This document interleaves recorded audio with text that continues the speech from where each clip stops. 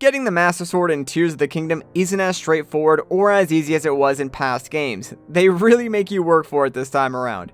But don't worry, in this video, I'm going to give you all the tips and tricks you need to get Link's legendary sword back. You can get it pretty early on in the game, if you play your cards right. Before we jump in though, if you could do me a huge favor and hit the subscribe button.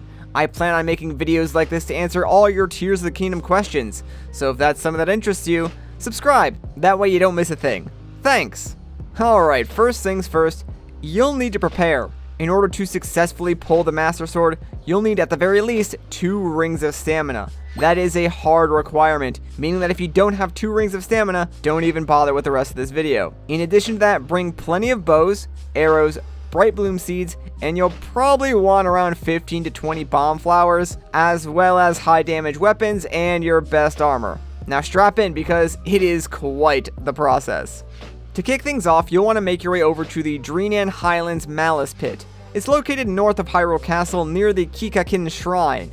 If you've tried to access Korok Forest from the Lost Woods in the overworld or from the sky, you'll already know that it just boots you straight out. So that only leaves us with one option left, to enter Korok Forest from below in the depths.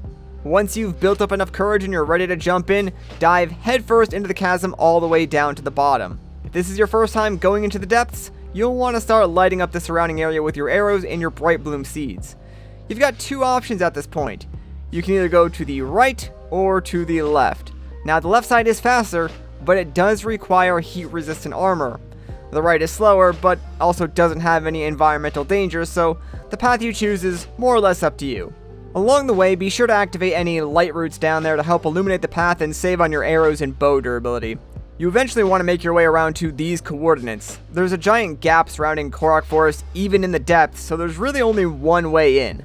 Once you get close to these central ruins though, you'll probably get attacked by a Gloom Master. Now these guys are no joke, and the best way to deal with them is as soon as it spawns, shoot it with bomb arrows. Around 6 or 7 should be enough to take it out.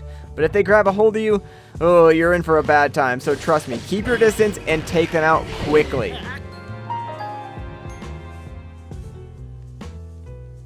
Don't let your guard down though, because once defeated, the real battle begins. Phantom Ganon spawns and he's going to try to stop you. Thankfully, he isn't too difficult. Honestly, the Gloom Master is a little bit harder. Just shield or parry his attacks and retaliate when his guard is down, and you'll defeat him no problem. After that, you can approach the ruins, and right in the center, you'll have the ability to use your Ascend ability, and you'll pop up right in the center of Korok Forest in front of the Great Deku Tree. Now, things aren't looking good for our friend the Deku Tree here, so you'll want to head inside, and you'll find another chasm leading into the depths again. Now, prepare yourself, because as you jump down, the moment you hit the ground, you'll be attacked by another Gloom Master. Same deal as before, use your bomb arrows to defeat it quickly, and again, ready yourself for another battle with, you guessed it, Phantom Ganon. After you defeat him, the gloom infecting the Deku Tree and Korok Forest will disappear, and you can return to the surface and speak with the Deku Tree.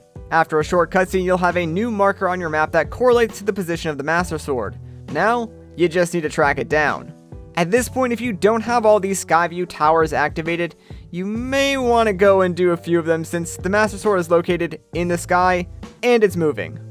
Whichever tower you use to get up into the sky, start gliding towards the Master Sword's position. It shouldn't be too long until you notice the sword is actually attached to a giant dragon.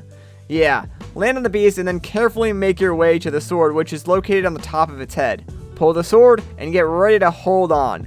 Now, as I said, you'll need at least minimum 2 stamina wheels in order to successfully pull the sword. Otherwise, the dragon's just going to toss you right off. But assuming you meet the requirements, your reward is a pretty impactful cutscene, and of course the Blade of Evil's Bane. The Master Sword in this game operates slightly different than in Breath of the Wild. You may notice that it no longer has a damage stat, or rather it's hidden from the player. One cool thing you can do, however, is fuse other items to the sword itself to increase its damage, or add elemental modifiers to it. This doesn't actually change the look of the blade at all, minus some glowing green Zonai text on the side. But that's essentially it. Congrats, you've got yourself the Master Sword. You're a true hero. Of course, you'll still need to get the Hylian Shield and the Champion's Leather to complete the look, so if you'd like to know how to get those, here are 2 videos on screen now.